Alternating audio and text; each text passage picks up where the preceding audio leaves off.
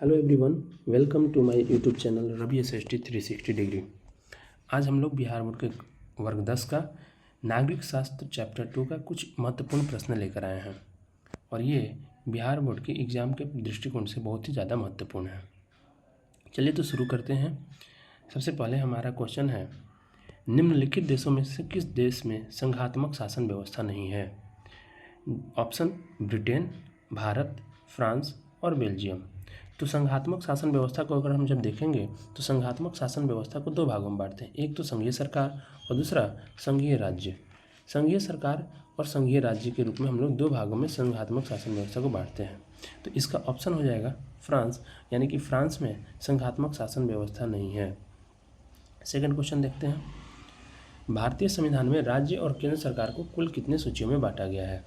Option है 1, 2, 3 और 4 सूचियों में।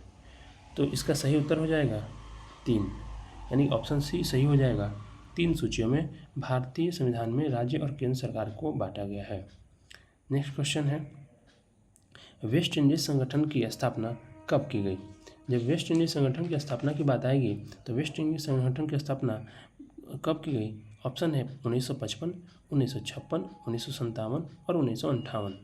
तो वेस्ट इंडीज संघ की स्थापना की गई थी 1958 में।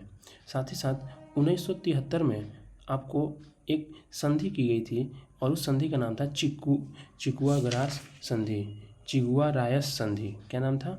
चिगुआ रायस संधि। ठीक। नेक्स्ट क्वेश्चन है, सोवियत संघ का विघटन कब हुआ? जब हम बात करेंगे सोवियत संघ के विघटन के लिए तो सोवियत संघ का विघटन हुआ था 1989 में, 1989 को। वैसे अगर सोवियत संघ का विघटन पूरी तरह से जब देखा जाए तो 1991 को सोवियत संघ का विघटन हो गया था पूरी तरह से, बट किताब के अनुसार 1989 दिया है, यानी सोवियत संघ के विघटन की शुरुआत जो हो रही थी वो 1989 में हो रही थी। नेक्स्ट क्वेश्चन हम देखते हैं, पंचायती राज अधिनियम भारतीय संविधान के किस अनुच्छेद में सम्मिलित है? बात कर रहे हैं पंचायती राज अधिनियम की, और पंचायती राज अधिनियम भारतीय संविधान के किस अनुच्छेद में सम्मिलित है? ऑप्शन है अनुच्छेद 243, 41, 42 और 44। जब ऑप्शन देखेंगे तो ऑप्शन हमारा 243 यानी कि ऑप्शन सी अनुच्छेद 243 सही उत्तर होगा।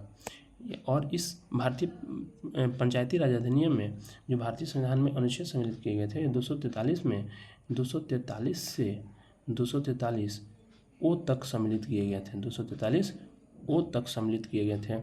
ऐसे कुल 16 अनुच्छेद इसमें सम्मिलित किए गए। तो अगर हम बात करेंगे पंचायती राज अधिनियम में कुल कितने अनुच्छेद हैं तो 16 अनुच्छेद हैं। साथ ही साथ एक और बात समझिएगा कि इसमें कुल 29 विषय हैं। इसमें कुल कितने विषय हैं? कुल 29 विषय हैं की बात की गई है, चर्चा की गई है। आगे बढ़ते हैं, हमारा छठा प्रश्न है, भारतीय संविधान के 74वें संविधान संशोधन अधिनियम द्वारा नगरों के लिए किन स्थानीय संस्थाओं का प्रावधान किया गया है? ऑप्शन है नगर पंचायत, ऑप्शन बी नगर परिषद, ऑप्शन सी नगर निगम और ऑप्शन डी इनमें से सभी। तो हम बात करेंगे नगरों के लिए, तो नगरों में आपको नगर पंचायत भी हो, नगर परिषद भी होगा और नगर निगम भी, यानी कि आपका ऑप्शन डी सही हो जाएगा, ऑप्शन डी इनमें से सभी। नेक्स्ट क्वेश्चन देखेंगे, भारतीय संविधान का 73वां संशोधन अधिनियम निम्नलिखित में से किससे संबंधित है? 73वां संविधान संशोधन की बात कर रहा है और 73वां संविधान संशोधन में आपको नगर पालिका ऑप्शन है नगर पालिका से, पंचायती राज से, सी ग्राम पंचायत से और डी ग्राम कचहरी से। तो इसमें ऑप्शन हो जाएगा सही, ऑप्शन बी पंचायती राज से। नेक्स्ट क्वेश्चन है, पंचायत सचिव किस संस्था का सचिव होता है? पंचायत सचिव किस संस्था का सचिव होता है?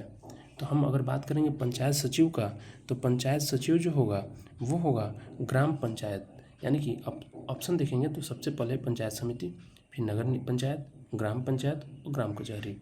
तो पंचायत सचिव आपको जो होता है वो पंचायत सेवक के रूप में नियुक्त होता है सरकार की ओर से हर पंचायत में, और इसका ऑप्शन सही होगा सी ग्राम पंचायत। ये सरकार की ओर से नियुक्ति होती है। पंचायत सचिव की नियुक्ति किसकी ओर से होती है? सरकार की ओर से नियुक्ति होती है और ये सचिव की भूमिका में निभाता है।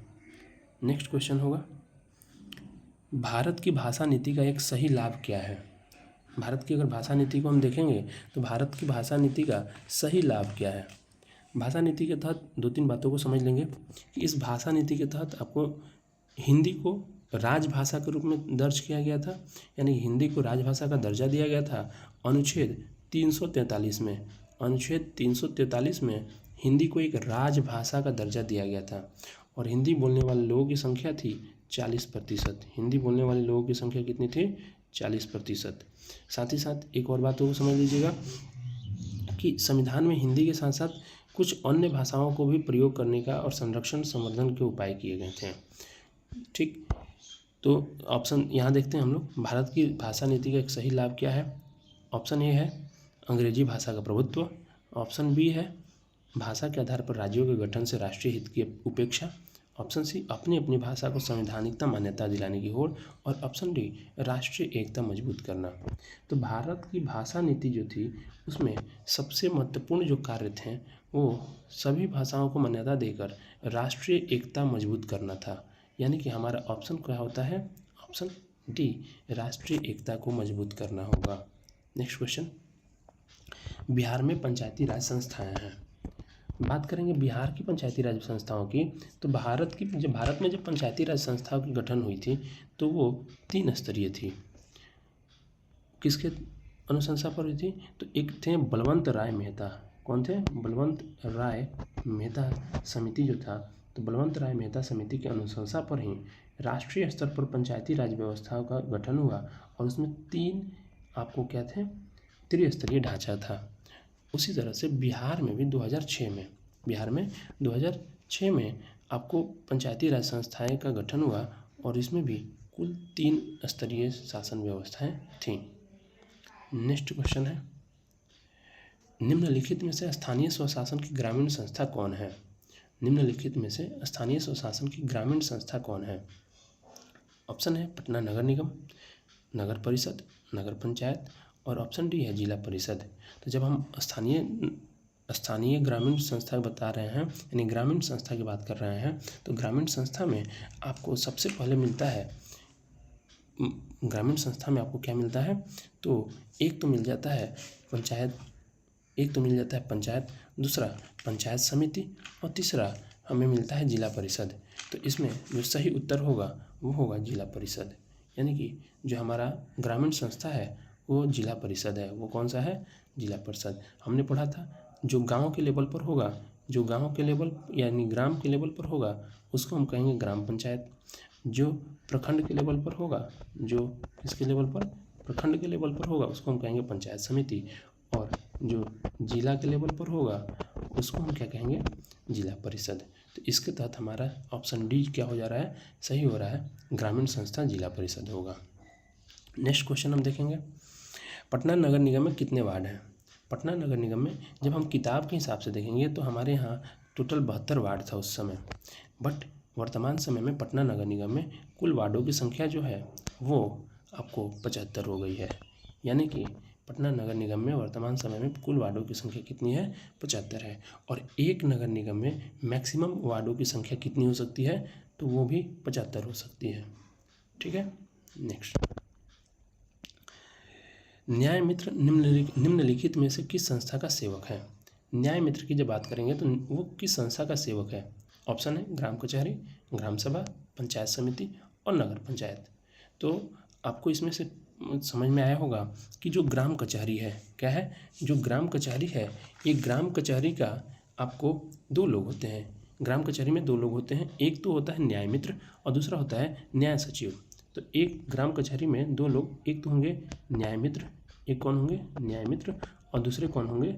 न्याय सचिव, दूसरे होंगे न्याय सचिव।